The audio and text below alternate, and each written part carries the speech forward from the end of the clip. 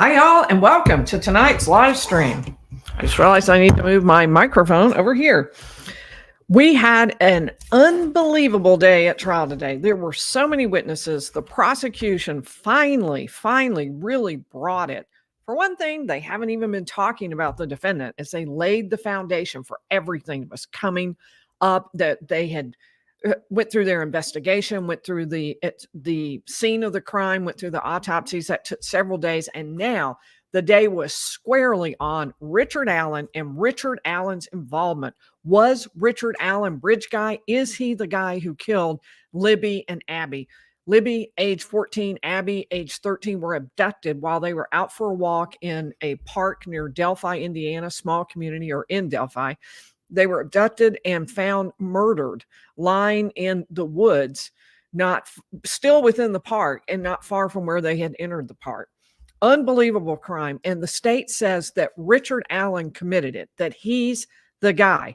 He says he's not the one. There are plenty of other people who would be far more likely suspects. So we have so much uncovered today. Let me talk through what we're going to be covering today. So we had testimony about some potentially damning words that Richard Allen told police when they searched his home, and why the defense thinks it wasn't really all that serious as to what he said. But what he said, I'll see what you think. I'll ask you when we get to it what you think about the words he said. We got an enhanced version of that all-important video that Libby made of Bridge Guy. It's where the whole phrase Bridge Guy began. It's a video where we see a guy on the bridge right behind Abby, one of the two girls murdered. And Libby took this video. We got a lot more information about it. We got it enhanced. And one of the law enforcement personnel went through what he believes after watching over 100 times what is said on that video, because it is really pretty hard to hear even after it's enhanced, but the enhancement did make a very significant difference. So we'll go over that. And we heard some as the lawyers in the room, I think, got a real view of the way Judge Gull is leaning based on her rulings on objections. I'm not sure if the jury understood it. I'm not sure if it's something that lay people would understand, but for the lawyers, it was a pretty clear day in terms of how she was ruling on those objections. So, but most importantly, tonight we are starting on the long-awaited timeline, our signature trademark here on the channel. I love timelines. To me, they are so important. And in this case, the defense has said it's the timeline that's going to clear Richard Allen. Are they right? Well, we're going to get started tonight. And in fact, that's where we're going to start, is with the timeline. I want to thank the first 5 in the chat tonight: Gail Smith, Rita Young, Denise Pelton, KS, and Angelique. And I have to have a huge shout out to the not one, but 3 people, my bad, who stood in line for me last night. Michael L., Mike, and Lena. I cannot even begin to thank you enough. It was staying up or getting up in the wee hours in order to make it to get in the top 24 to get in the courtroom, and then doing all day at trial and coming home and talking to y'all was honestly more than I was able to do. So I'm so appreciative of them. Now, my bad that 3 people were there. Mike and Lena are a couple, but still that was 2, and Michael L. as well. But we now have a sign-up genius. Thank you to Jennifer, who has set that up for us. And I put a link in the chat. So maybe Marlon or Mama Pinks, our 2 wonderful moderators, would repost it. So let's get started on the timeline. Now, the thing that I think is here's what I like to think of a timeline as. A timeline, in my view, is sort of a work in progress. I don't see it as this is the final timeline. Here, I'm presenting it to you. This is us working together to figure out the timeline. So there will be things that I have on there that aren't quite right. I want you to write me and tell me, please. Or there will be things I don't have yet.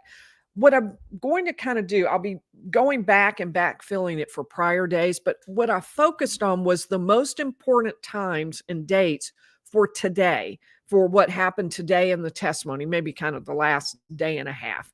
So let me show you what we're going to be looking at. And because of I can't make it any larger than this, unfortunately. So I'll have to leave it like that. Does that? Yeah, that's fine.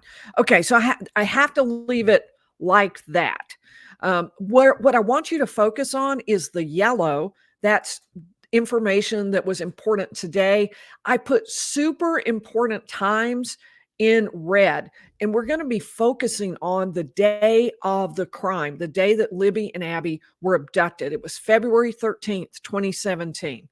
So we know that one witness, Bree Wilbur, took a photo as she and a group were leaving, and she was just east of the Freedom Bridge. Now, she says she saw Richard Allen there at, well, she says she saw Bridge Guy there at the park. And the prosecution, of course, believes that Bridge Guy is Richard Allen. At 1:27 p.m., there's video at the Hoosier Harvest Store that shows a vehicle matching Richard Allen's 2016 Ford Focus. That's all important because it needs to fit the time that he says he arrived at the park. He initially had said he was there from 12 to 1:30, but during questioning from the police said between 1:30 and 3:30. So I put that time in there. Richard Allen told officials that's when he got to the trails. He admits he was there. He says, yeah, I was there and I didn't see the girls. I saw 3 girls, but I never saw Libby and Abby, and I didn't know them, and I didn't have anything to do with their abduction. I was just walking around at the park, taking a walk for the day. So then I'm combining this with some of the information we got yesterday. So Richard Allen says he arrived at the trails at 1:30. That fits with the video at the Hoosier Harvest Store, which is right across from the entrance of the park or very near it, and showing a vehicle matching Richard Allen's 2016 Ford Focus. Now, I should tell you a couple of facts about that. First of all, the defense does not agree that that is necessarily Richard Allen's Ford Focus. They say all you can tell is it might be a Ford Focus. And how many Ford Focuses are there? Black Ford Focus. I mean, there must be plenty. Therefore, you don't really know that it's Richard Allen's. I'm not quite sure why they're fighting it so hard because it really fits the Richard Allen timeline, the one that he wants. It would even fit possibly the timeline that would work with if he really was there from 12 to 1:30. Maybe he was leaving at 1:27. But they really did seem to fight this hard about whether or not that was actually Richard Allen's Ford Focus. All right, so at 1:31, between 1:31 and 2:08, we know that Libby's phone took 1,682 steps. And then at 1:40 p.m., and that's sort of a range, so I just put it as one line right there. Libby, of course, had her phone with her. Abby did not have a phone. What we know is that they were walking in the park. In the video, you can see them at the end of the bridge. You can see, and I'll go through the entire transcript as the law enforcement officer says it exists, but you see Libby at the end and Abby is still on the bridge and a man is with her, like right behind her, not in the distance as we had seen in the past, or as I put in the thumbnail. I just put those 2 pictures together to kind of give you an idea, but in fact, he was right behind her in the video that we saw. So Libby then at 1:40 posted a photo on Snapchat. That was a photo. She was there with her best friend in the world, Abby, and they were having a good time just walking around I think that may have been while they were still driving. And there was a picture of Libby in the front seat and Abby in the back. So Libby's phone posted again to Snapchat at 1:41. And then at 1:43, that is when they posted the Snapchat video shows Libby in a tie-dye shirt, and she's grinning with Abby in the background wearing a gray hooded jacket. So actually, that's probably that video while they're still in the car. They are arriving at the vehicle, arriving at the park. All right, now at 1:48 p.m., I wish I could make this go away, but I cannot. But that is when Libby. Let me pull up my timeline so I can read it from myself. Let's see. Make sure I know what it says. Okay. Libby and Abby were dropped off at the Monon High Bridge Trail at 1:48 p.m. It was an unusually warm February day, and they were off school. They didn't have school that day, and they were going to have a fun day in the park. And it turned out to be, of course, anything but that. So then we're at 2:05 p.m. Libby posted a photo of the Monon High Bridge with no one pictured in the photo. So Abby's not on the bridge. She's not out on the bridge. Bridge guy isn't out there. She just posts a photo just for fun of the bridge itself. Then at 2:07 p.m., it was the last time that Libby's phone unlocked, 2:07:10, and it accesses Snapchat, and it's locked again. And then Snapchat and the phone are unlocked again. This is the last time she unlocked her phone. It's not the last time she used her phone, but it was the last time we were told that she unlocked her phone. And these photos are not found in her phone, which really doesn't make a lot of sense. And everyone was puzzled about it yesterday. The witness said, I don't know why they're not there. I don't know what she could have been doing in Snapchat that is not preserved either in the Snapchat data bank or at least on her phone. Then Commander Cecil found a Snapchat photo purporting to be from Libby in the time frame on the internet. So he's just out looking on the internet and finds a picture that could be the two of them. And in the picture, Abby is wearing the same clothes she had on February 13th. So in other words, it looked to him like, yeah, it could be real, not made up, but actually a photograph that someone pulled off Snapchat, and somehow it's just not on Libby's phone.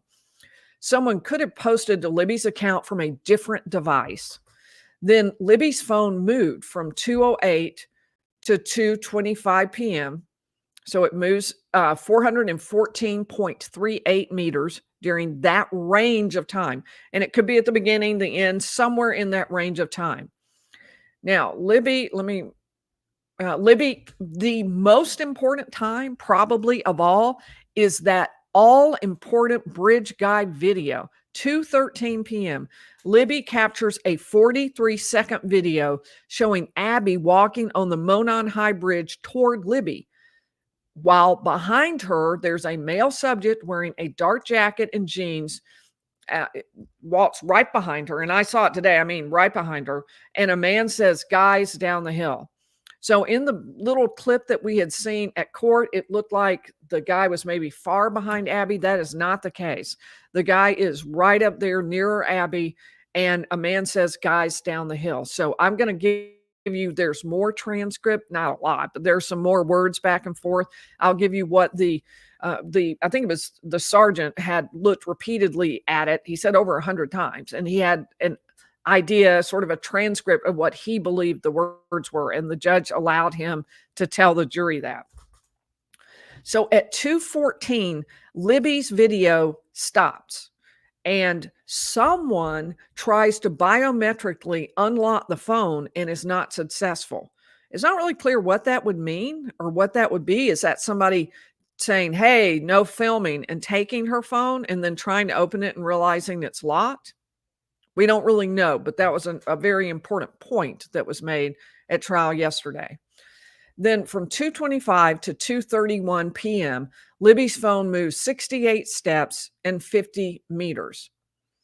2:31 to 2:32 p.m., Libby's phone registers 2 floors, which the witness explained was roughly 20 feet of vertical distance. And if you went slowly, it would take you longer to get there, but if you went straight up or if you took the stairs, it'd be a lot faster. So roughly 20 feet of vertical distance.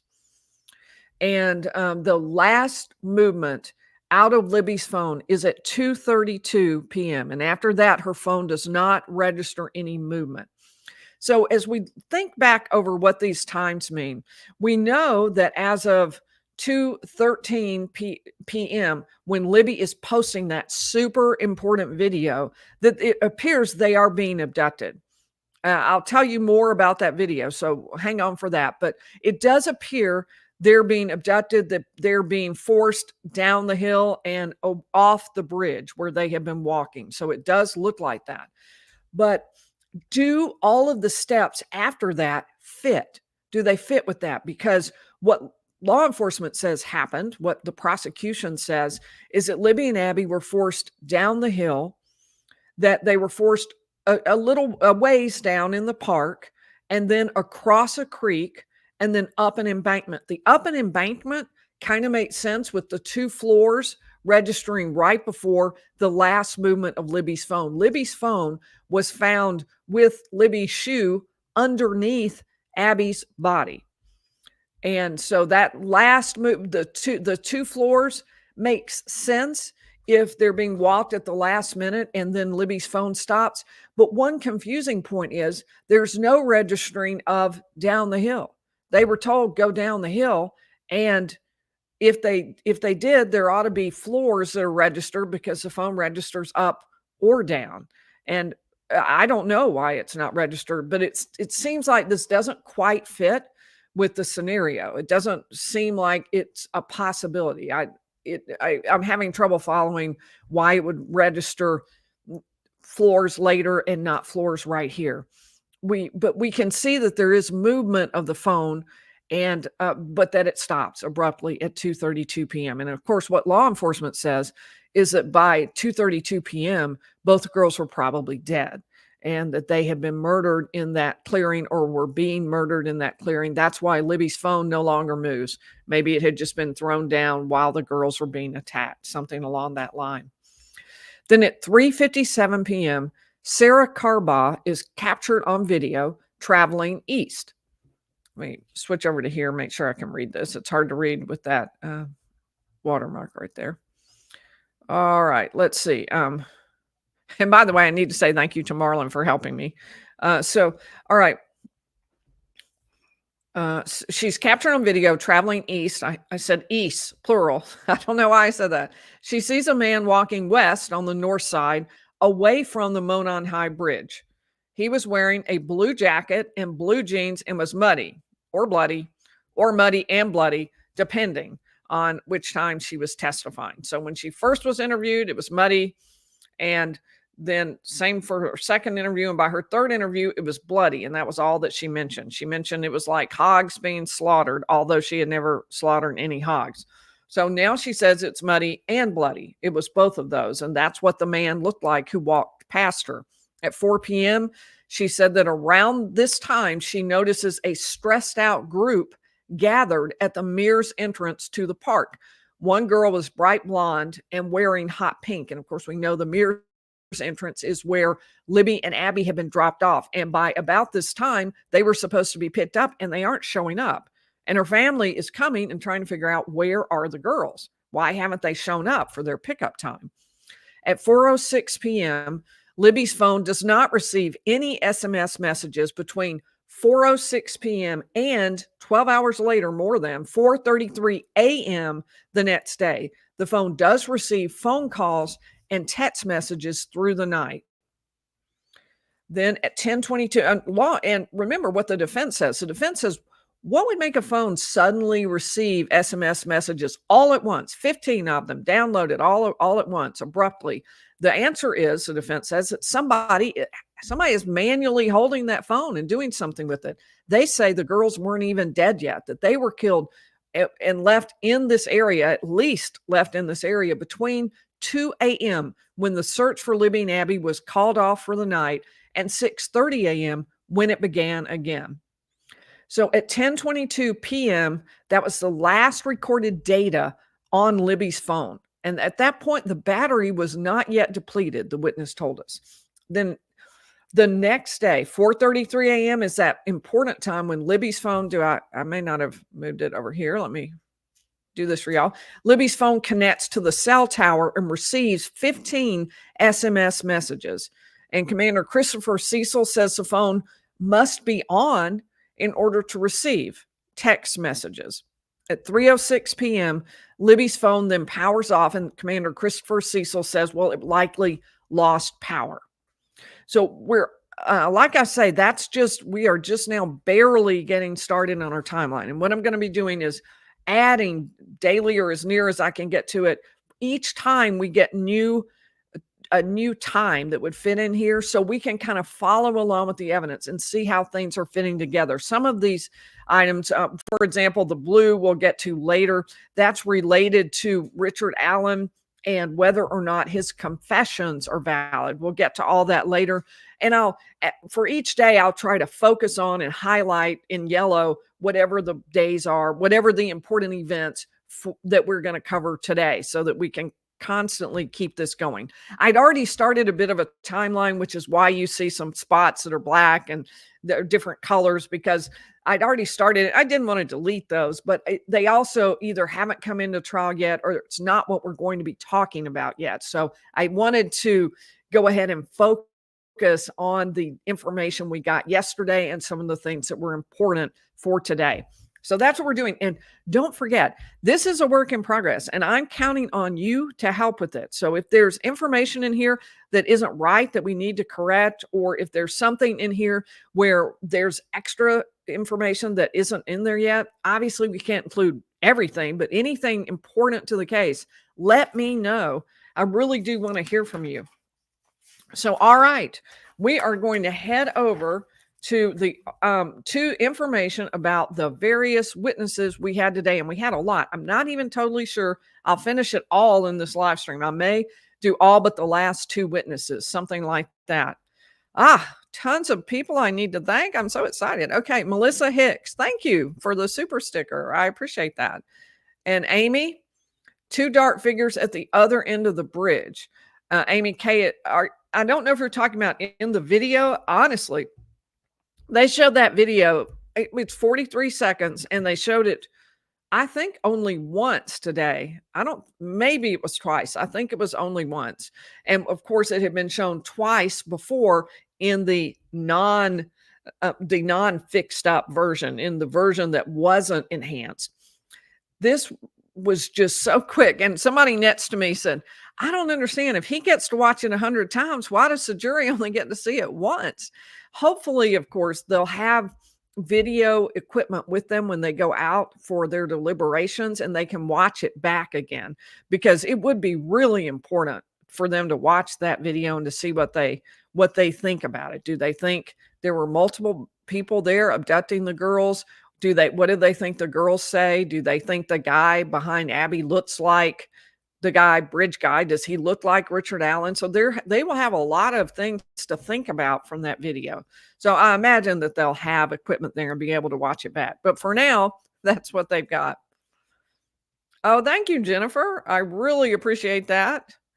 And Megan, I'm enjoying the nightly updates. I am tired, but I'm really having a lot of fun talking to y'all every night and bringing this to you. I do think it's so important. I think this case is one of the least public cases that's really a public case that I've seen in a long time, because it is really difficult to get into the trial to be able to cover it. And thank you to Jennifer for arranging this. As I mentioned earlier, the Sign Up Genius is listed in the super chat and listed in the chat, and will be available. You will contact Jennifer. You do have to be sure to put your cell phone number on there. That's really critical, because it's how this is going to be managed, is through a text message system. Okay, so Wes Jackson, thank you, Wes. And Susan Prince, thank you both.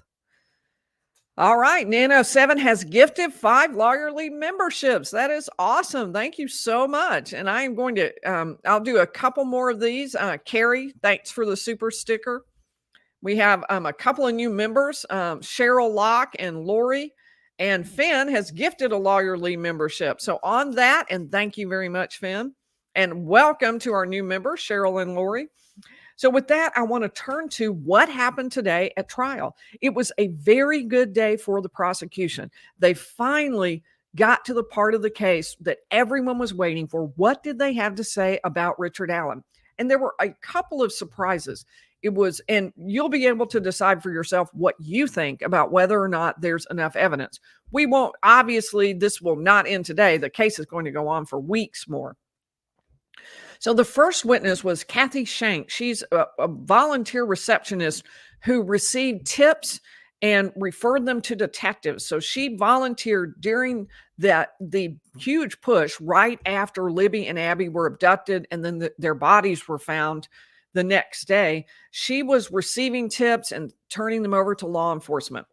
So they kept adding duties for her. She was apparently very good at what she did, so that she started with receiving tips and then moved to arranging and organizing all the paper files they had in filing cabinets, and then to putting all the narrative summaries of the people they had talked to into a database. And so each lead got its own new number and was listed in the database. So, and during this time they moved from office to office. She processed, and the office did, over 14,000 tips. Let that sit for a minute. 14,000 tips.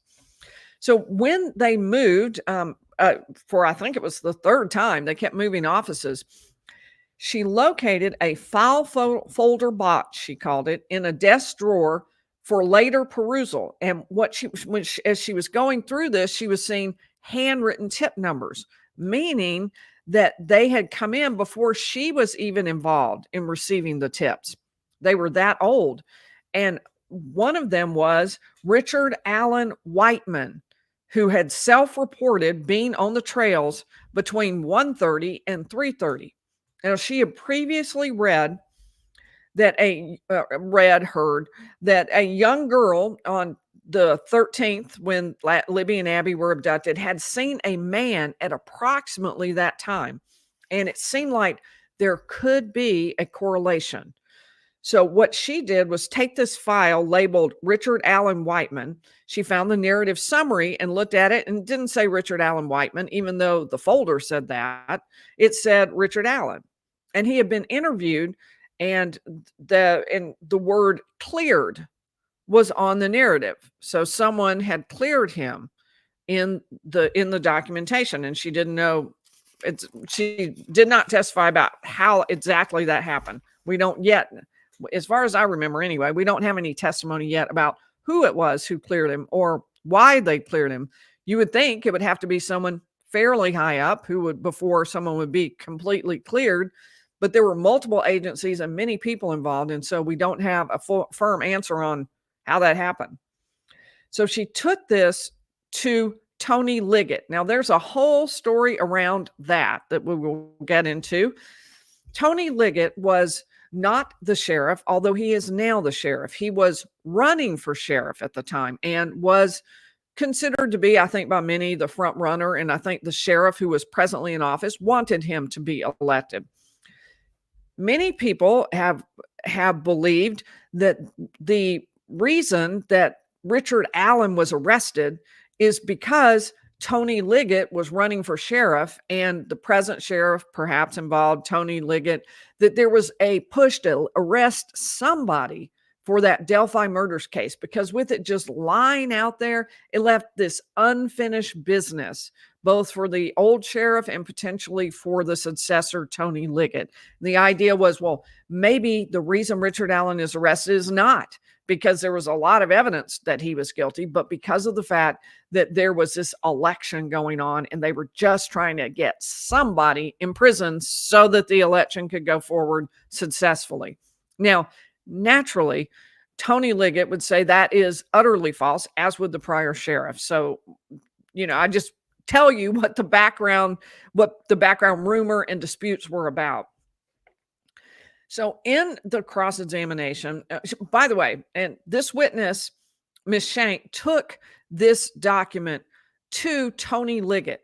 That was important, the defense felt, because Tony Liggett wasn't even the sheriff yet, and he was running for sheriff. So why, after 14,000 leads, did she find this one and take it to Tony Liggett? And she did change the file from Richard Allen Whiteman to Richard Allen, which was correctly labeled. So in cross-examination, the attorney Baldwin talked about, well, somebody made a mistake, right? Entering Richard Allen Whiteman, and she said she didn't know who. But the narrative in there actually talked about Richard Allen, no word Whiteman. She said she saw thousands of tips and there were no others about Richard Allen or Richard Whiteman.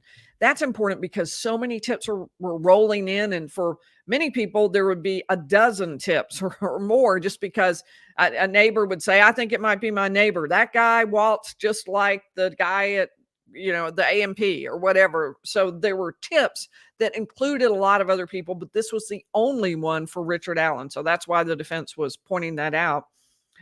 And what she explained was that it just piqued her interest that a girl had seen a man on the trail at the same time and that Richard Allen self-reported as being there at the same time. Do you remember if the man, the person who was being tipped here, was tall and muscular?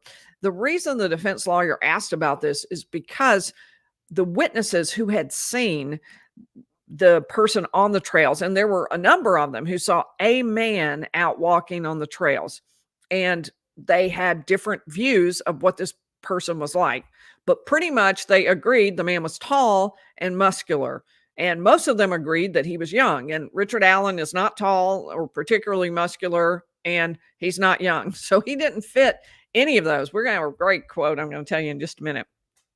And she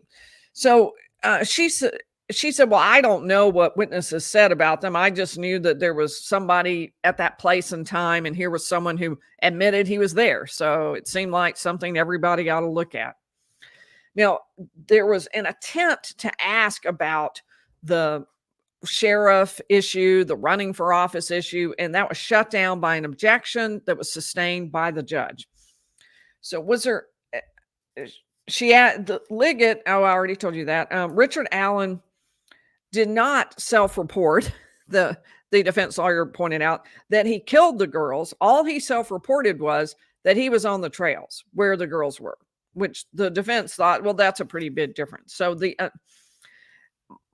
I will say this, as you look at that sort of description, it does sort of appear that Richard Allen got plucked out of basically nowhere. All he had said was, I was on the trails. And at that point, that's about all they had. None of the witnesses particularly said they were all talking about a younger guy, and it didn't really look like this guy, Richard Allen. There was one sketch that did look like Richard Allen, in my opinion, at least like Richard Allen as he looked at that time, but the rest, not so much. And then he was there. That's about all they had. But they began looking for more, obviously. All right. And in case you're wondering, the reason that all of this is written and handwritten is because there are no cell phones, there are no computers, no electronics at all, not even smartwatches are allowed in the courthouse. So what you got is pen and paper, the old-fashioned way. We have been having juror questions, and they are fascinating in this case. It's allowed, Judge Gull is allowing that for the jurors to be able to ask questions of each and every witness after they conclude their testimony. And they've been very interesting. After this witness, someone asked, how did you determine that the name was incorrect? Remember Richard Allen Whiteman? She said, well, I saw in that narrative summary that it wasn't Whiteman. I don't know how that got added on. It was just Richard Allen. So she said, I changed it because it was just wrong. All right. And before we move into the next part, I want to thank a few more people. Lori, new member, fantastic. Glad to have you along. Tom, super sticker. Thank you so much, Tom. Michael, it has been hard work. Thank you for your sentiment. And Lori is a new member, and Emma K is a new member. Welcome to both of you. Martha Chandler, very generous super chat. Thank you so much. I appreciate that. And CBC, a Florida court reporter, had a super sticker. Thank y'all, everybody. I appreciate that so much. I'll do a couple more, and then we will dive over into the next witness for the day. Love the photo. Thank you, Denise. Yeah, I posted a photo of my 3 line sitters, all my fault, because we did not yet have our sign-up genius. That Jennifer, who is in fact our sign-up genius, is going to get organized for me. So my bad, but I was very appreciative. And honestly, without line sitters, I wouldn't be able to do this. I'm so grateful and appreciative. All right, and we'll do one more. Rosie 2911. Thank you. I appreciate it. And then we will pop over here and then I'll head back in. But Captain Dan Dulan was the next witness.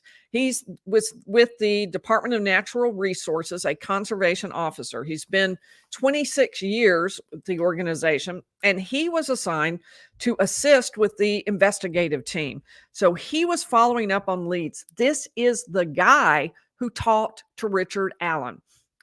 Early on, back literally just 3 days after the girls had been abducted and 2 days after their bodies were found. So this was the 16th of February, 2017.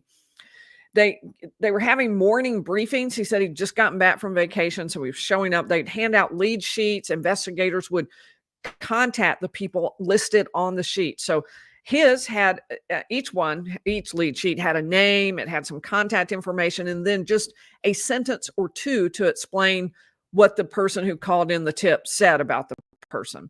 And so in this case, it talked about Richard Allen self-reporting. And so it was an original lead sheet, and Rick Allen Whiteman was listed for some reason as the source of the information. So that's where the Whiteman came in, but it didn't really make sense.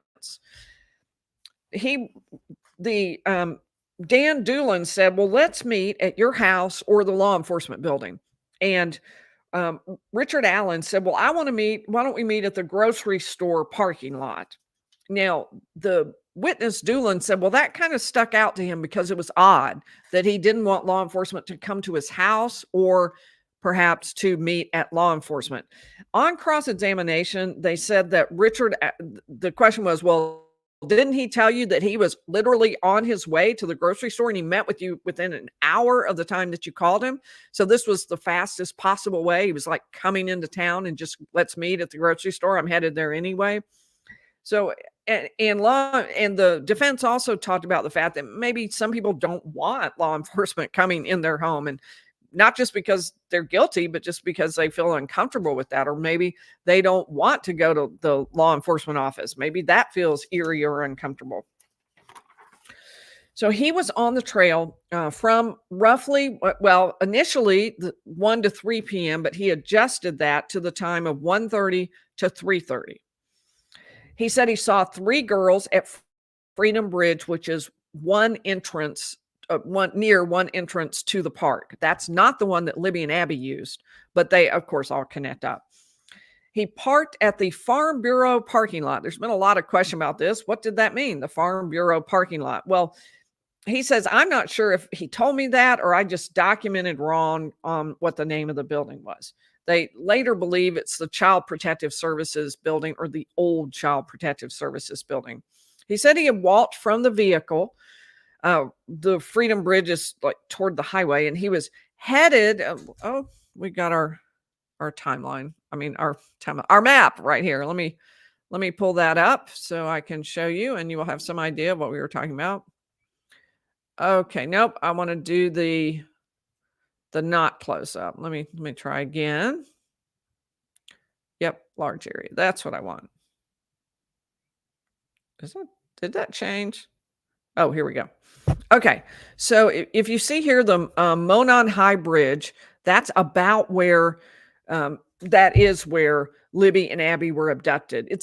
You can see a point there, but it's really a very long bridge, and it spans, the creek is 60 feet below, and it goes way, in order to span that really deep chasm, it goes into the woods on either side.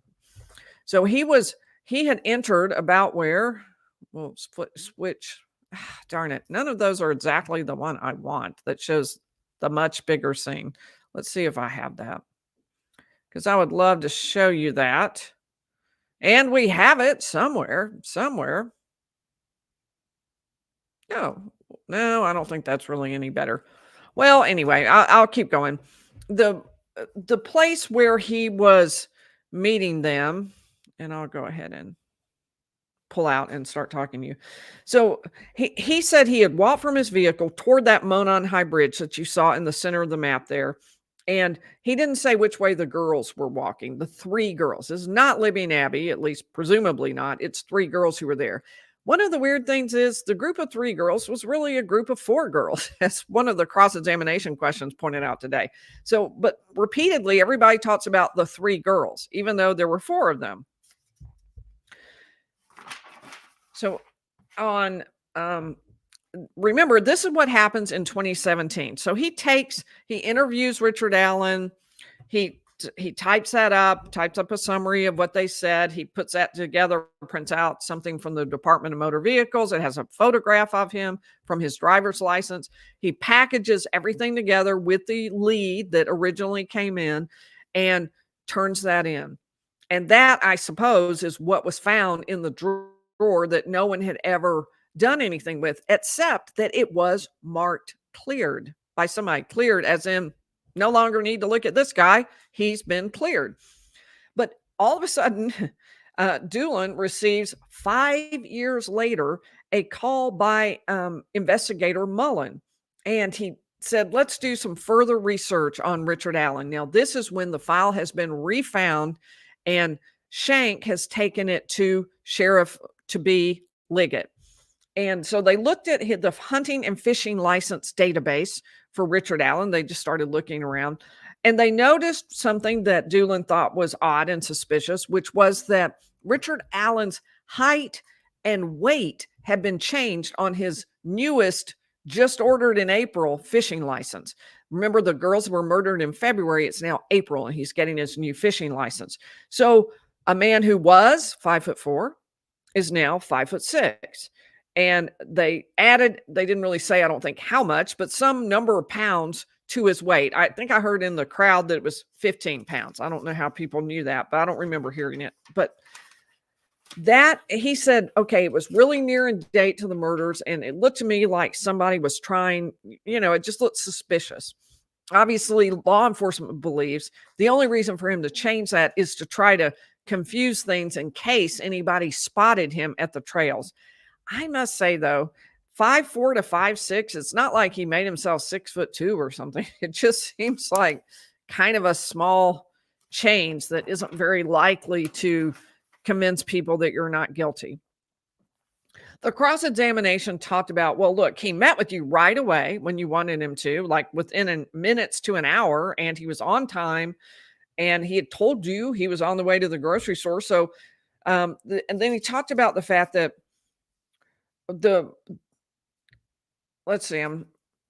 nothing about him struck Dulan as unusual when he did that first interview. He didn't stand out as somebody, which actually I think was on the 18th. So he self-reported on the 16th and then was interviewed on the 18th. And Dulan said, yeah, nothing really struck out as unusual. I mean, he just seemed like, a normal guy.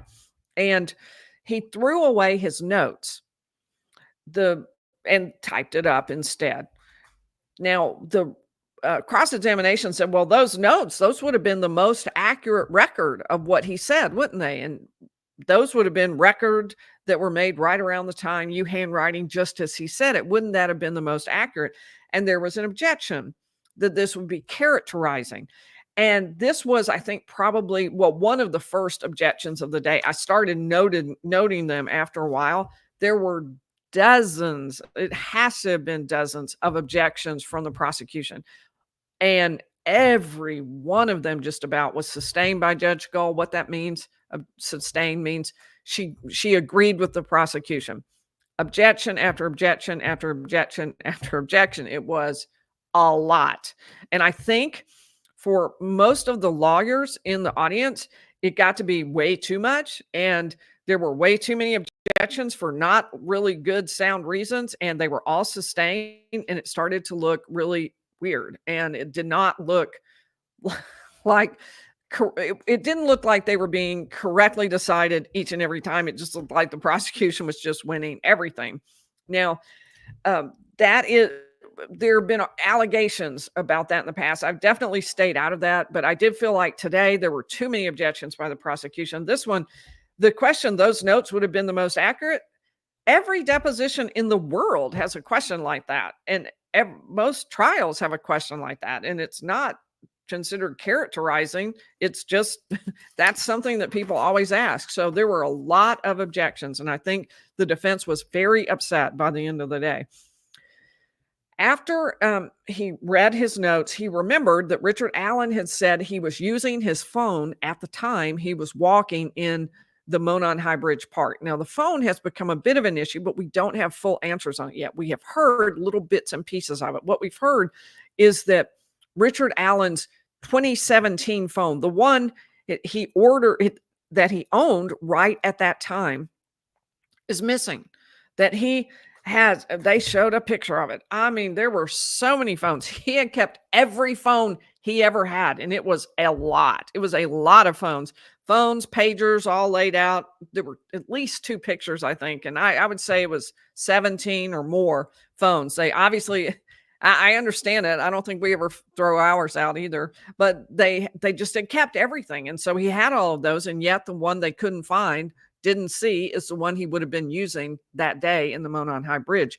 As a result, they don't have anything they don't have the data. I gather they would have to have the phone to do that. I suppose it's not recorded. So they don't have data that would show where he was and that he was using his phone. So, but the witness was saying after he read his notes, he remembered Richard Allen told him that he was on his phone. But in March, the defense impeached him, saying, well, you told me before you didn't have any independent recollection of it, and now you're telling me you do. He talked about being provided the wrong name, and what did that mean? And the defense said, well, someone else made a mistake, right?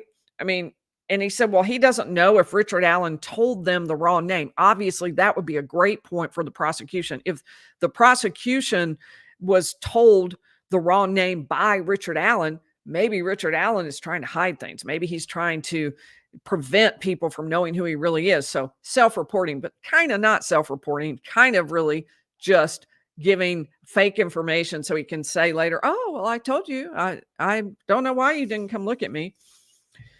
So there was another question here. You aren't suggesting that he gave a false name, are you? And the objection was asked and answered, and which it wasn't. It wasn't at all. The question before was, so someone else made a mistake, and he said he didn't know if Richard Allen told them the wrong name. That's different from, are you suggesting that he intentionally gave a false name? And then the next, was he trying to hide his identity? And the objection was speculation. Both of those were sustained, and he was not allowed to answer that. There was a change in his height and weight. Getting back to that, the change in the height and weight on the fishing license. The defense went into some cross-examination suggesting, well, maybe Richard Allen didn't fill it out. Maybe his wife did. Although I didn't think that was super strong argument, because why would the wife bother to change his height and weight? I mean, he's gained 15 pounds. I'm going to go ahead and put that on there. He needs to remember that he needs to lose some weight. I mean, I just thought I didn't think it was super strong, because chances are that Richard Allen bought his own license. Now, the wife's and Richard Allen's licenses were bought at the exact same time, so it could have been his wife, but it still wouldn't explain that. However, there was some good statements that the defense started to give, saying that over the 12 years he had been getting fishing licenses, there were many references to him being 5'6". It wasn't just this time. Like, he'd always been 5'4", and suddenly he became 5'6". Like, there were many times when he was 5'6" throughout that. And the response by the witness was, well, I looked at my son's license, and once you put the new height in, it changes it going back. The son obviously growing, so as he grew, they would put in a new weight. Said it changes it on all the accounts going backwards. So that, I think that was a pretty effective response. And in March, again, the defense was upset because this witness had said, apparently in a deposition, that he had no reason to believe Richard Allen was being deceptive. He didn't have any reason to think that. Now, this witness had some interesting testimony about going to the crime scene. He said he went a bunch of times, numerous times, I think was the word, and he first went on the 17th. So 4 days after the abduction, 3 days after the bodies were found. And he found something very interesting there. It was a pile of sticks and branches that had blood on them. And he said he needed to tell someone, like, you missed these sticks over here. They've got blood on them. You need to go get these. And so they collected them. They did come out and collect those. There was also a series of questions that the defense attempted to ask about that all important bullet that was between the two girls, that stuck down into the ground between the two girls. It was an unspent casing, actually. And Richard Allen believes he has nothing to do with that, but law enforcement says they were able to trace that very unspent casing back to a gun owned by Richard Allen, only ever owned by Richard Allen, that they found in his home. And they say when they fired it, they were able to tell that it was the same unspent casing. Now, there's going to be a battle over that. The defense thinks that's nonsense. By the way, their witness who was going to say this whole concept of matching a bullet casing to a machine-made gun is nonsense. Machine-made items don't have fingerprints. They're not like humans. And so you can't just match them up unless something unusual has happened. You can't do that. So in this particular case, the defense is saying you can't match the bullet casing. It's impossible, but the judge has ruled out their witness who would have come to say that. They do have a witness who will say, when you do try to match this up, they don't match. But their witness who was going to say the whole concept of this is junk science, that witness has been ruled out. We got that ruling either late yesterday or today. So this witness, remember, he works for the Department of Natural Resources. So remember that. And they asked this witness, well, you noticed deer stands out there in that area. Yes, he did. And people have been hunting there. Do you believe people were hunting there?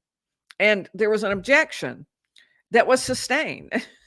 And he worked for the Department of Natural Resources. I think the argument was that he wasn't able to answer that, but he works for the Department of Natural Resources. I think most of the people around me thought, well, yeah, he should exactly be the guy who can tell us whether this is an area where people hunt, because the unspent bullet casing found was a .40 caliber, often used when hunters are around. They may carry that as a sidearm that they take with them. I may be getting all my words wrong. Y'all can go ahead and say that in the chat. But anyway, it's not a gun you would hunt with, but it's a gun you might take with you when you hunt. That's what I understand. That's as far as I'm going to go. Y'all, those of you who know hunting can give us more than that. So the Sig Sauer, which is the kind of unspent bullet casing, goes with this Sig Sauer, or would fit it, a .40 caliber. And that was standard issue for law enforcement in 2017. So another argument that the defense has tried to make is maybe of all the people who were in and around the scene, maybe somebody dropped it. That I think the prosecution did a really good job of proving that people were not in that area before the bullet was found. The defense also got the witness to say, well, sure, Sig Sauer is a popular gun, and Smith & Wesson is a popular brand. So there were numerous objections, like throughout all of that testimony. I don't know if the jury sort of caught onto it, but it really seemed to be a lot. It really seemed to obstruct the ability of the witness to just talk to the jury and to tell to be able to answer the defense side questions. Speaking of questions, the jurors had a couple. The first was, first time you interviewed Mr. Allen, what was his hair like? Because his hair has become a huge topic. Was it puffy, poofy, and curly? And the answer to that apparently is no, based on some photographs, but this witness didn't recall.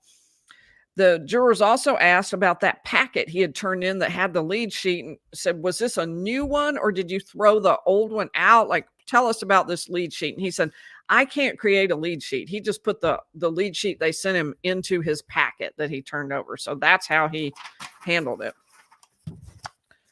All right. So this left me with two really big questions that were not answered and probably won't be. But the first was, who cleared the Richard Allen lead, and why did they clear that Richard Allen lead? That seems really important. And I do think, I hope the defense has some answer for that, because it seems like an important question. Another is, why did Shank take that lead to Liggett? I mean, what was the reason that she chose Liggett, and why take out of all these 14,000 leads, why did this one go to Liggett? And I never felt like we got a true answer on that. I would still like to know the answer to that. So we're about to start on our next witness, investigator Steve Mullen. And let me thank a few people in between. I'm really appreciative for all of you. Let me see where I was. I was on Rosie. There we are. LA Mac, thank you. Well, I'm enjoying being here. I can't say that it's the easiest thing I've ever done, but it's been really enjoyable. I have just met the nicest people. I mean, I just can't tell you how much I've enjoyed getting to meet people and talk to people. Today I met Migo and Joe Schmo. Lindsay gave me a good seat. Andrea gave me a hand warmer. I mean, people have been so kind, just so kind. Not to mention, of course, our 3 line sitters, which I really owe them. I really do. All right, Jackie P, thank you for the 5 lawyerly memberships. Thanks so much. S. Kern, thanks for covering the case. So thank you. And Leah L, thanks for the super sticker. And now I went a little too fast. Let me go back up and find where Leah L was. Oh, there we go. Okay. Always a Walmart. Indeed, there is always a Walmart. I have frequented Walmart a lot. That is the source of my giant puffy coat that has really saved me in some early morning hours. Oh yeah, I'm so glad you're here for a live. That's fantastic. It can be hard when you're in a different time zone. So thank you. Thanks for attending. Kimmy James super sticker. Thank you so much, Kimmy. And Janice, I appreciate. Nell T. Yes, I'm so thankful to have line sitters. Oh my gosh. I was past my limit of what I could do. And Defiantly Joyful. Thank you so much for the super sticker. I'll go ahead and do 2 more. Kat D, thank you. And Sharon. So many, and I really appreciate it. Thank y'all all very, very much. Okay, so we are turning to investigator Steve Mullen, investigator for the Carroll County Prosecutor's Office. He is one of the witnesses allowed to stay in the courtroom during all the testimony, even though he's a witness. Now, each side typically designates 1 person. The prosecution was allowed to designate 2. And so on 9/21/2022, September 21st of 2022, he got a call from Liggett telling him about this guy, Richard Allen. And so he looked at the file and discovered no one had spoken to Richard Allen since 2017. So they started researching him. And one of the things he did was look up what vehicles are registered to him, and found he had 2, and one was a 2016 black Ford Focus. So he very wisely went back to that Hoosier Harvest Store video and looked up. It was the video of a camera that faced toward the park along where the entrances are. And it had, we think it was motion activated. We were talking about that today. And that's someone I was talking to felt like that. I don't remember one way or the other, but it definitely was recording along that road there. And at about 1:30 p.m., actually at 1:27:35, it was, they saw what they believed was potentially Richard Allen's vehicle entering the frame. Now, the defense fought really hard on this, not wanting this to be ID'd as Richard Allen's vehicle. They made such comments as, well, you know, this could be any vehicle, any dark vehicle. You can't see a license plate. There's no direct identification. You can't see the driver. So how do we know this is really Richard Allen's vehicle? I thought, I didn't know why they were fighting so hard, because it fit even with Richard Allen's own timeline, which was that he was there between 1:30 and 3:30, or even the timeline that he was there between 12 and 1:30. It's still pretty close. It could be Richard Allen leaving. So, but in any event, he was going maybe the wrong way to be leaving, because he was headed westbound instead of eastbound, assuming this is his vehicle. One of the reasons they thought it was his vehicle is he had tires where you could see through them. And they showed pictures of that same vehicle with the tires at Richard Allen's house, and then said that the video showed this as well. All right, let's keep going. The black sports rim with spokes. That's what they said. That's what the wheels looked like. So on 10/13/2022, so wasting very little time. What was the other date? 9/21. Well, it took them a couple of weeks, I guess, to research this. Liggett and he, the witness, Mullen, drove to Mr. Allen's residence, and they took him down to the station. Now, they didn't handcuff him. They took him in Mullen's unmarked vehicle. And he said that day, the day that the girls disappeared and bodies were found the next day, that he had gone to his mother's house. And he left his mother's house at about 11:15, went home to get a jacket, and then drove to the trails. He walked past 3 girls, and while walking, he was on his stock ticker. He had his phone and was looking at the stock market. He started at the entrance and walked toward the Monon High Bridge. He went out to the bridge, looked down at the fish. He said he only went to the first platform. It's a long bridge, and coming off every, I don't know how many feet, is a small platform. Kind of frighteningly, I guess it's so. If a train was coming, you could step off and get out of the way. But honestly, it's a wooden platform. I don't know, maybe that wide. I don't. I'm trying to leave it. Maybe that wide. And if you were out there and you're just perched 60 feet above the water as a train hurtles past you, that sounds completely terrifying. But that's what I'm guessing it's for. So he was just at the first one of these, and that place where he wasn't very far down the bridge. It's a rickety bridge. It's been partially torn down. Part of it's been replaced. But at this time, the old trestle was still there and ran all the way across. And we're missing boards, rotted looking boards, but he was out there just at the first platform looking down at the fish.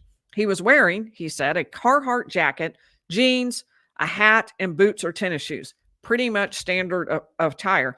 Now, one of the things the prosecution talked about later was, well, look, we found he had a jacket, jeans, a hat, and boots or tennis shoes. Like, okay, who doesn't? Who doesn't? I don't know, Carhartt jacket in particular, whatever that is, but pretty much everybody has jeans, a hat, and boots or tennis shoes, and a jacket, a blue jacket. So anyway, I just pass that on. It seemed a little generic. They said he agreed they could look at his phone, and then he changed his mind and he became agitated and terminated the interview by walking out of the room. And now for one of the 2 potentially damning comments that were made today, he said, if a picture was taken with the girl's camera, there's no way it could be him. And that sounded so bad. I think they even ended there before we had lunch. Yep, that's where they ended, right before we had lunch. So the statement was, if a picture was taken with the girl's camera, there's no way it could be me. That's what he said. So when the defense came back and did their cross-examination, they said the question to him was, here's a photograph of Bridge Guy. Is that you? And he said, if that picture was taken with the girl's camera, there's no way it could be me. Something along those lines. So if that picture was taken with the girl's camera, there's no way it could be me or I. And so their argument was, this isn't any kind of admission. He's just saying, I don't know who could have, snapped my shot as I was walking by, but anything taken with these girls' camera, I wasn't anywhere around them. It's definitely not me in that case. Now, the cross-examination really had a difficult time. It was Baldwin doing the cross-examination, and he was, there were many, many objections, but he started out super hot, and I think that's probably, it got things rolling in the wrong direction. For example, he started out with, you were so desperate to get Richard Allen that right before lunch, you lied to this jury.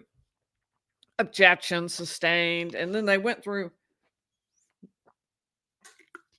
a series of questions kind of leading up to what he wanted to say. Ultimately, he handed him the Richard Allen interview, and he said, where does he say that he may have gone west on 300 North? Because the witness confirmed that he had told the jury that Richard Allen admitted that he could have been going west on 300 North, which means it could have been his car videotape. And Baldwin handed him the transcript, and he spent substantial time looking through it, looking. I mean, 5 minutes. He read everything in there. And then he said, I'm having trouble locating it.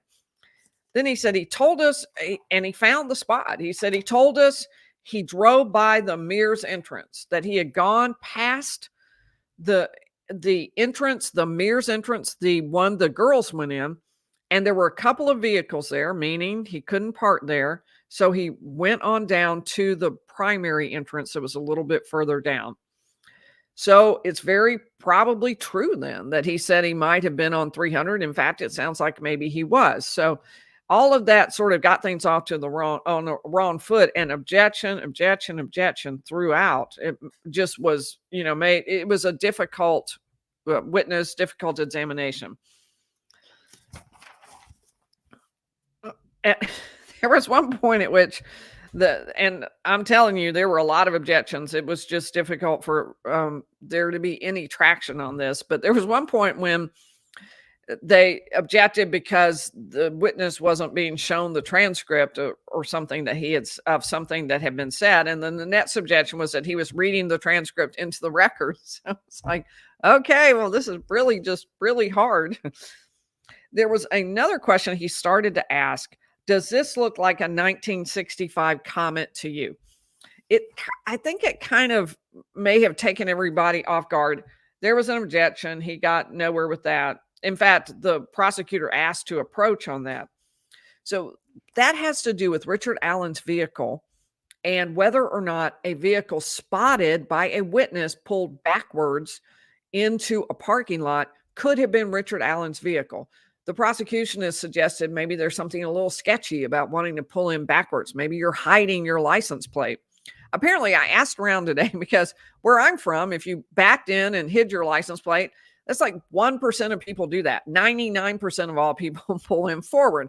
I'm not saying it's not a thing, but what I was informed is, I said, okay, you're from a small town in Indiana. You tell us, is this normal? And they said, yeah, everybody pulls in backwards. So there you have it. It's a thing.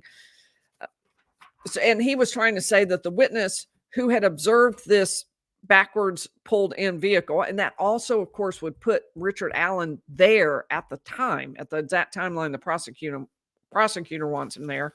But he's saying that's not Richard Allen's vehicle. This person felt like it was an old vehicle, an old-timey vehicle, nothing like what Richard Allen was driving. Baldwin also tried to start to ask, are you the law enforcement officer who was in charge of the lost evidence? And there was a good amount of evidence that was lost. And the prosecutor objected that it was outside the scope. However, it was also impeachment. But in any event, it was sustained. I counted, after I started counting, and I waited a while, there were 14 objections. There were many more if you count before that. And then there were a bunch of juror questions, always super interesting. Were you in an interview with Allen when he stated he didn't remember which way he took? Answer, yes. Did you investigate how many black Ford Focuses were in the area? Would that be foci? And the witness said, no. That was a pretty good question, because if there were, 5,000 Ford Focuses in the area, well, that's a really different thing than if there were only 2. So that might have been interesting for them to know. Did you look to see if his other car was on the video that was at that Hoosier Harvest store right across from the entrance to the park? All right, how are we doing? It is, we're doing fine. Oh my gosh, wait, 8:30. Wow, I've been talking and talking. All right. I did start a little different time tonight. All right, we're going to cover next. We are getting to Sheriff Tony Liggett, and we'll cover him. Then I think we'll probably skip the last 2, and I will answer some questions. I'll give you one super important point from this last witness. You don't want to miss that. So hang on. We will definitely be covering that. But let me thank a few people. I was last on Sharon. Thank you, Sharon. And Estranged. Thank you. I'm glad to give you my perspective. Surviving the Survivor. Hey, good to hear from y'all. Really good to hear from y'all. The COE and Joel. Great to hear from you. And I appreciate it very much. Thank you. And Catherine Jurica, appreciate that very much. And Ash the Myth, thank you very much. I appreciate it. DJ, thank you. We have a new member. Oh, it's saying, hopefully that's not this. It's asked if I want to reload the site. Definitely not. Sarah O'Neill, a new member. Fantastic. Michael L. Michael, I owe you. Michael stood in line for me today. Thank you, thank you, thank you. Along with the other two people I owe a great deal to, Mike and Lena. Mama Pinks, pass out those hand warmers to the line holders. That's a great idea. I should. I have them in my backpack. I definitely should. Those things are a game changer. They really are hand warmers. I don't know why. They just warm up your whole body. It's crazy. And Janice, thank you so much for the super. Y'all are so generous. Thank you so much, Janice, and everyone. Belle, thank you very, very much. And Beth as well.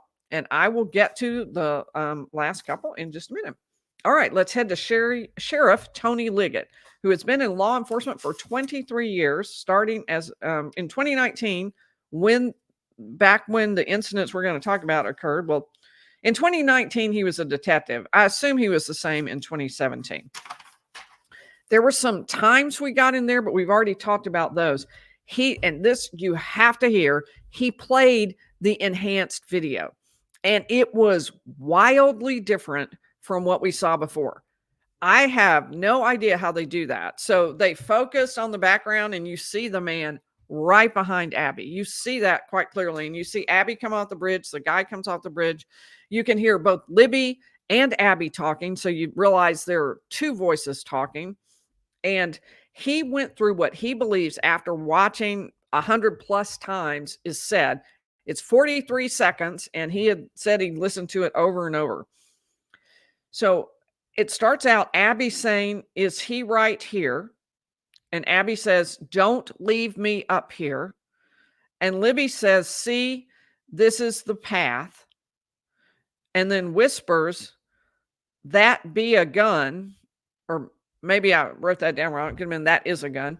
And then said something about there's no path here.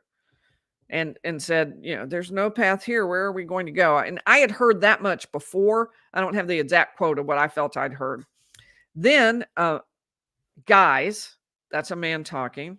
And they say, hi, which doesn't really fit with any of this. And then he said, you hear a gun rack. By which I mean, I think he means, bullet loading, or some such, something like that sound you hear when they get ready to shoot a gun. And that was stricken, but not until the witness had said it. So there was an objection by the defense there, and then that was stricken, but there it was. Everybody had already heard it. And then a male says down the hill. So the guys is separated from the down the hill. It isn't guys down the hill. It's guys and then down the hill. I will say, looking at this, and it was, like I say, so different. I don't know. I mean, how did stabilizing it do this? It was hard to imagine, but it did sound to me like potentially there was somebody else there. It kind of, because Abby's up here. Can I get my hand on the screen? Abby's up here on the bridge guy right behind her. And she's coming off the bridge, but Libby's already over here. And yet she's talking, and I don't think she's talking to Abby. I think she's talking to somebody, and it was like, maybe there's somebody next to her she's talking to. It's something super important. I really think the public should be looking at this, but of course we don't get to. We don't have that video. It was really, really important. I think listening to it 100 times is just a good idea. I agree with the person who said the jury needs to do that because it has a lot of packed information, and what that actually means, that matters. He talked about the 6-hour handgun, the 40 caliber found between Libby and Abby, and the fact that when they did the search of Richard Allen's home, they found a 6-hour 40 cal. Well, they found a gun, and they found a 40 caliber bullet in a keepsake box on the dresser. They called it a keepsake box. It was just, a little bit decorated box with some stuff in it. and it was on the dresser, and it had this one round of ammunition, 40 caliber. In the house, there was also 40 caliber ammunition from Blazer, but this particular round was Smith & Wesson, which was the same round brand that was found at the scene. So they believed that had some significance. They found a blue Carhartt jacket in the main entry closet, which, okay, who doesn't? And then shortly after this, Chief Deputy Liggett was in fact elected. That was the cross-examination by Rosie, but he didn't really get to explain what the argument around that was that I explained to you earlier, what some of the accusations locally have been about that. Now, there was a really good question, I thought, that Rosie asked.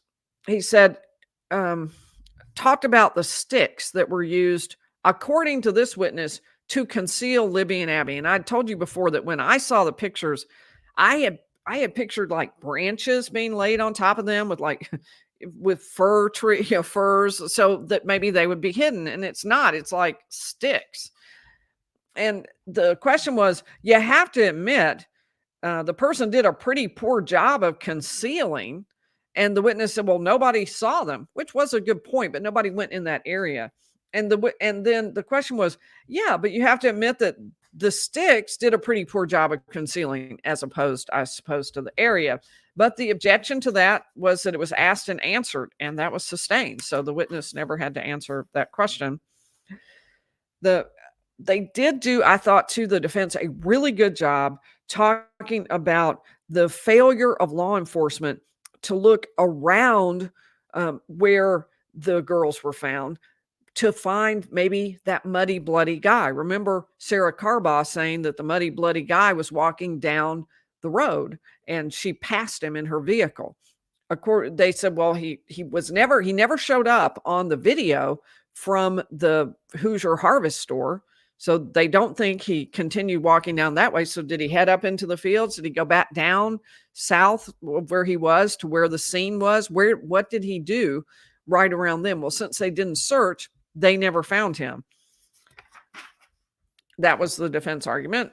They are making a great deal of hay with the Sarah Carbaugh testimony from yesterday. So everybody who got on the stand, they'd be like, do you think Sarah Carbaugh is a reliable witness? And they would say, well, yes.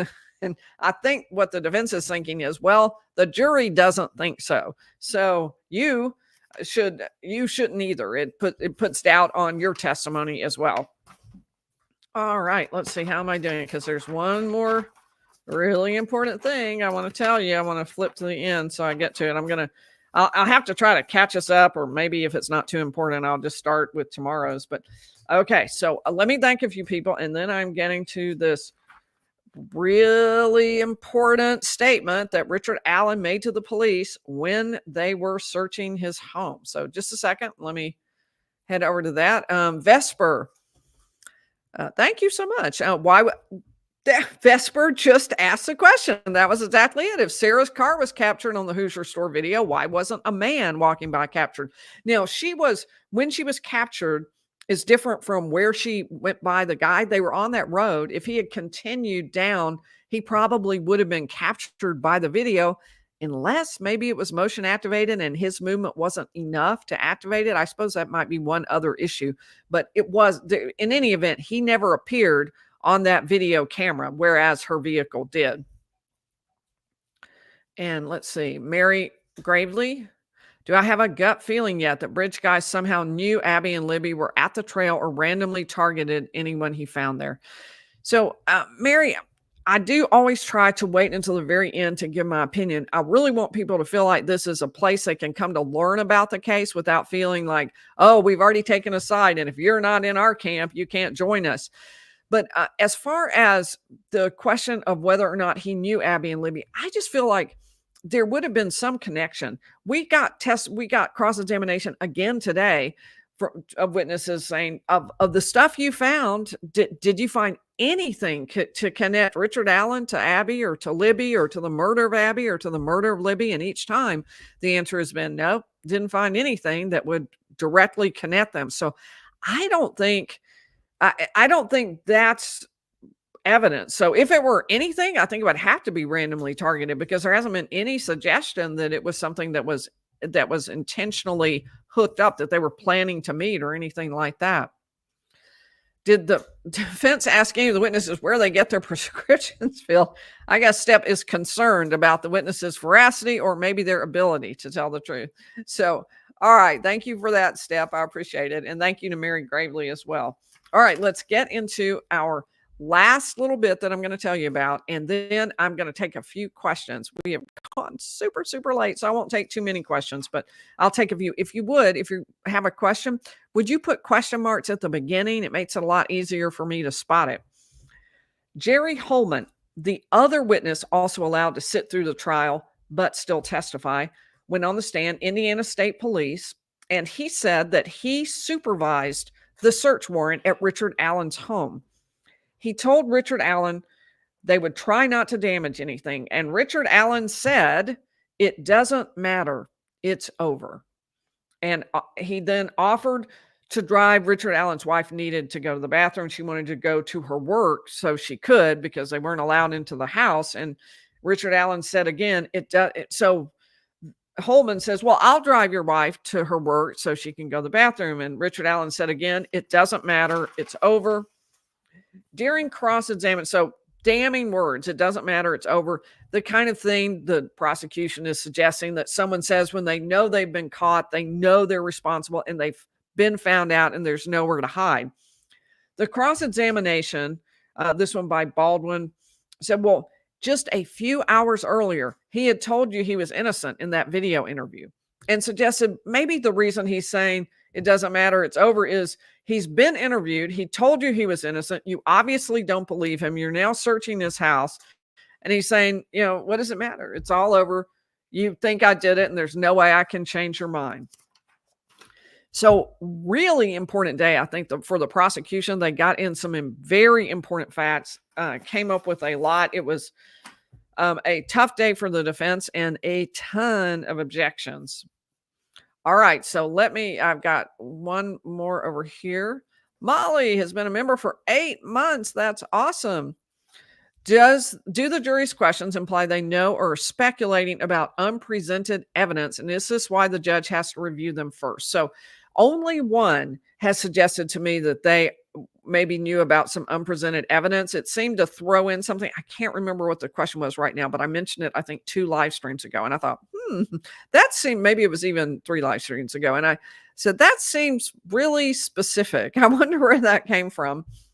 As to the reason the judge has to review them first, I think primarily because they aren't supposed to ask certain questions. For example, if someone asked about some piece of evidence that the judge has said, "No, I'm not going to let that in. That's not going to be permitted. You can't talk about that." And then a witness asks about it, because the very things that are kept out might well be things that they want to know about. So if a witness asks about an area that they aren't allowed to go into, that the judge has already said that's off limits, then the judge may say, "Yeah, I'm not going to ask that question to the witness." Okay, sorry, we'll turn that off. Okay, so I'm looking for my question marks at the beginning, and that took me just a minute, so I'll have to go back a ways. I saw Maya. I may come back to that. That might be where we were. Oh, wait, no. Here is Jesus is God asked me, did Richard Allen say he drove in and out the same way when he left? I didn't hear them answer that question today, but they clearly don't think so, because they didn't give an end time. They gave a time that they believed his vehicle was captured on the camera headed west, but not one going east. So I assume his house is in that direction. And so they didn't think he would need to go back east, and therefore wouldn't have been captured again, or wasn't captured again on the Hoosier Harvest Store video. All right, let's see who else. Maya Rodriguez, has Judge Gull overruled any prosecution objections? Yes, Judge Gull has overruled some, and Judge Gull has sustained some defense objections. So we are not talking about a clean sweep here for either side, but it was a lot of objections, a lot from the prosecution today, and a lot of sustained objections by the prosecution. Now, sometimes there are a lot of sustained objections because the questions are just frankly improper and the person won't stop asking them.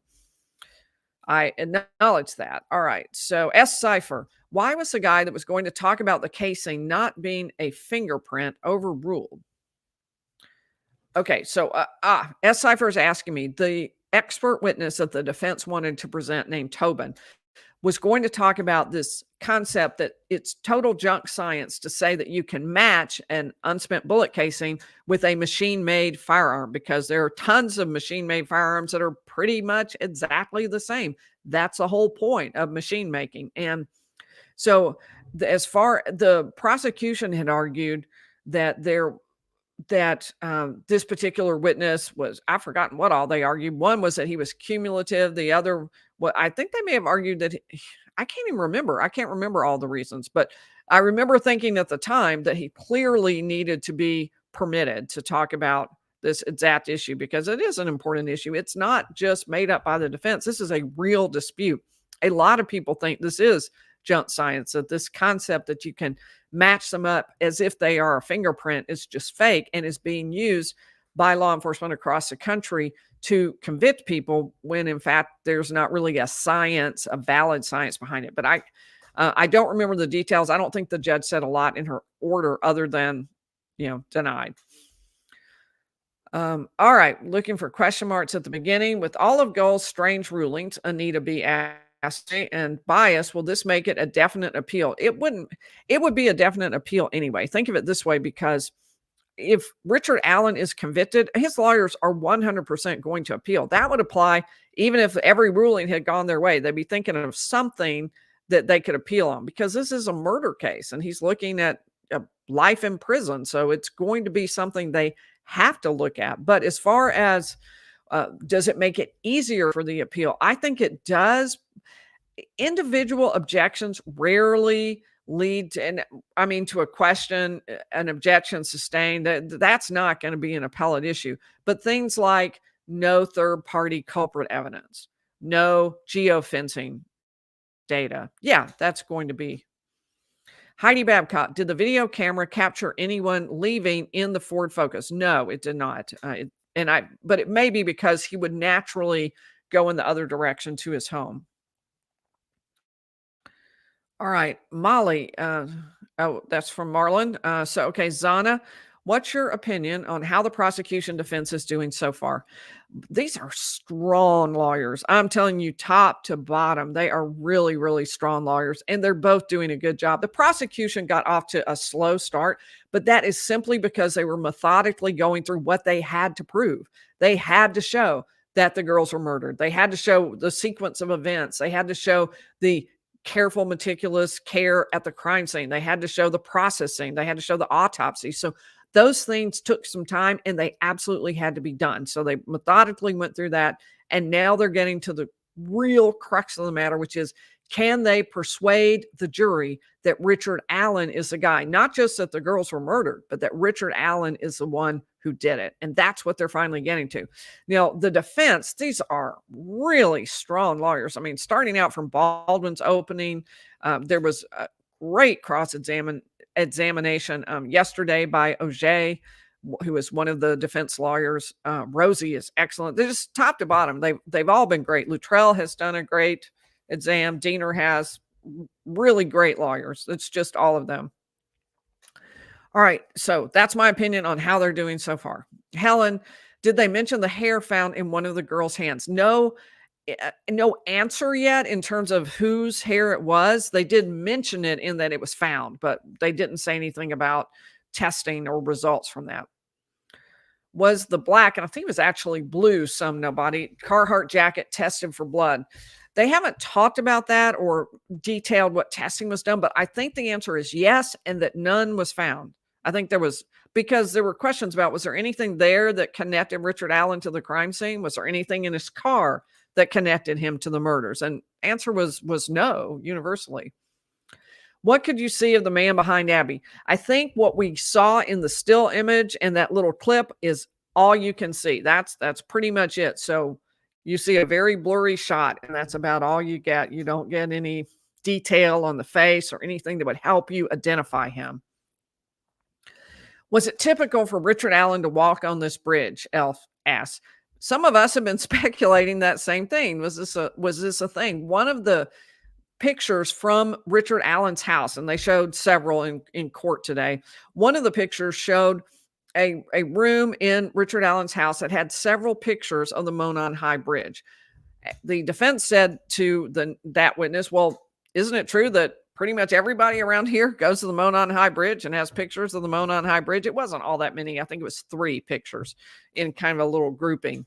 And the witness was like, I'm from Lafayette. I don't really know. So he wasn't able to answer that question, but I do think it would probably be very common. I mean, it's a very pretty picture and pretty area. So I do imagine that it's common for that. Did he typically walk on this? I don't know. We've heard from several witnesses who said they went to the park daily, walked the trails daily. So for some people, it definitely was. Written by rabbits. Can you go over the enhanced video again? A more detailed idea of what you saw. Okay, sure. Written by rabbits. So the most important part, I thought, was his statement about what he heard in that, because for the people sitting in the courtroom, it was impossible to hear. Here's what he said he thought he heard, and I'll kind of narrate it as we go through. So Abby is on the bridge. The man is pretty close up behind her, not like before where we'd seen some kind of picture he was maybe a ways away. No, he's right up behind her. And so she's almost to the edge of the bridge, and she's walking off and comes up next to Libby, who is filming. And Libby is already off the bridge at the end on the ground. That's what it looks like. So Abby says, is he right here? And don't leave me up here, according to what he says. I couldn't hear that, but it is the kind of thing where if you listen to it a bunch, you might be able to get that. Libby says, see, this is the path, and whispers, that be a gun, and says there's no path here. We, and I may have missed a word there, but we just kind of stops in the middle. So by now, if I've got my timing right, Abby is off the bridge and kind of nets to Libby. So they're probably talking to each other now. Before, it wasn't clear. Then there's Guy's male voice. And he said, they say hi, which is really odd. Maybe I wrote that down wrong, but that's what I got. And then he says, the witness, let me clarify this. The witness says, you hear a gun rack. I didn't hear that. And the male who had just said guys, he thinks it's all one person, says down the hill. So that's sort of the description.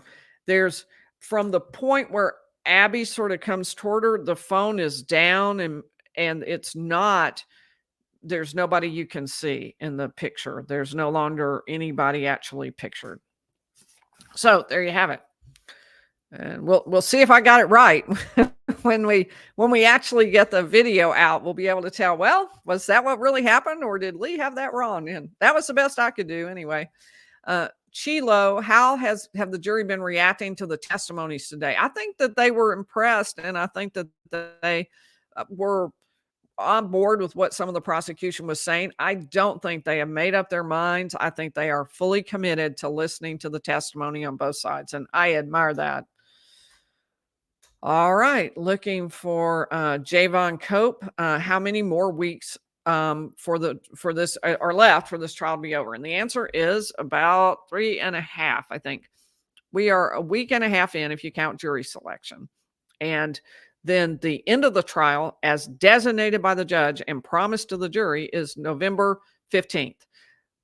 It's not 100% clear whether the case goes to the jury several days before that, or whether that's the day that everybody has to be finished, closing arguments have to happen, and the jury gets the case, and then they can take as long as they want to deliberate. So that, I still don't have an answer on that. But as far as how much is left, that's about it, 3.5 weeks. All right. So let's, Allison asking me, couldn't the killer come back and couldn't the killer have come back, turned the phone on after he knew the search was over? He knew it had been recorded and was trying to delete the videos. Let me think about that. So what you're saying is the killer comes back, he turns on the phone. Here's why I don't think it could be that. because the phone was under Abby. The phone and a shoe were under Abby. So that just seems like if he came back, wouldn't he just take the phone? I mean, why would you leave the phone there if you think that you're possibly captured on the video? You would take it with you and get rid of it. And also, I think, putting it under Abby, the whole scene is just bizarre. I don't know if there's any explaining it. Aaron, are all prosecution objections sustained? No, that not all of them. No. Loretta Powell, was the video of the Ford Focus inverted? No. And was the unspent round put in a solo cup? No. However, the defense is upset, and I do get the references to Karen Reed. Thank you, Loretta Powell. That's pretty funny. The unspent round was only photographed when it was in the ground. So you saw the top of it, and then that's it. And then they spent it and used it, apparently destroyed it in testing. So there weren't pictures of it as they took it out so you could see what it looked like, or on a table in the lab. They never got photographs of that. And the defense is hot about that. And they are asking a lot of questions about that. All right. Well, y'all have about worn me out. Let's see if I have to thank anybody else. That sounded pretty. I don't mean that. I just mean I don't want to leave you out. All right. So, okay, here from Marlon, a message using his member for 8 months about checking a message on the community post. So, Molly, take a look at that. And thank you, Marlon. I appreciate it. Marlon is a stalwart on our channel. He has done so much. One of our mods, very grateful to him and to our other mod, Mama Pinks. Dreamy Pragmatist asked me, in your opinion, is Richard Allen receiving a fair trial? Well, I think we're in the middle of it. So I think that that's still to be decided. There are many decisions left to be made. However, I am very concerned about a number of things that have happened. The most important to me is the failure to let him present any of his third-party culprit evidence. I don't understand that. I think that so clearly some of it should have been allowed in. Maybe this or that, that person would be excluded, but they had plenty of evidence on that. I do not understand that. I think that's reversible error that's being built into the case, and therefore could result in having to try this whole case again, which would be terrible. It might not happen. It will depend somewhat on what else comes in at trial, and most particularly on those confessions. What exactly did Richard Allen say that implicated him, that said he did it? Apparently he confessed a bunch. What do they sound like? How unhinged was he? The prison psychologist thought pretty unhinged enough to give him some medication. So we will find out more about that. All right. But thanks for that question, Dreamy Pragmatist. And Daylily Wellness talked about the Anthony Shots profile on Snapchat, which they couldn't find information to. Could the girls have been on the bridge looking for Anthony Shots? That's a definite theory that I think about a lot, Daylily, is whether or not that could possibly be the case. And there's obviously no way we have of knowing that, but Kagan Klein, according to what we've heard from law enforcement, was communicating with Liberty, with Libby. And so could there have been some kind of meetup that was planned? We don't know. All right. Well, thank you. I will see you all tomorrow at as close to 7 p.m. as I can possibly get it. I am all day at the courthouse, and then come home, try to get my notes in line so I can give you as brief a presentation as possible. Hopefully even briefer than tonight, because we went a while. But I really appreciate it, and I will see y'all tomorrow.